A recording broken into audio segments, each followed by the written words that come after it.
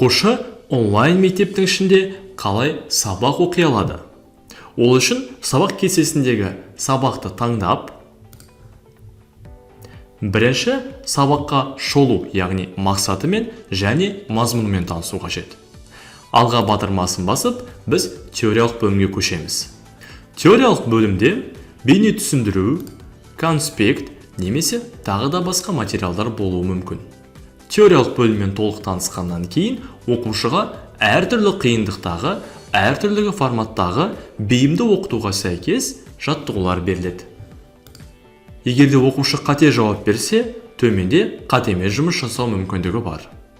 Барлық жаттығуларды орындағаннан кейін біз әрбір бөлім бойынша қорытындыны көре аламыз және оң жақта сабақ қорытындысы бөлімінде өзіміздің алған бағамызды көре аламыз.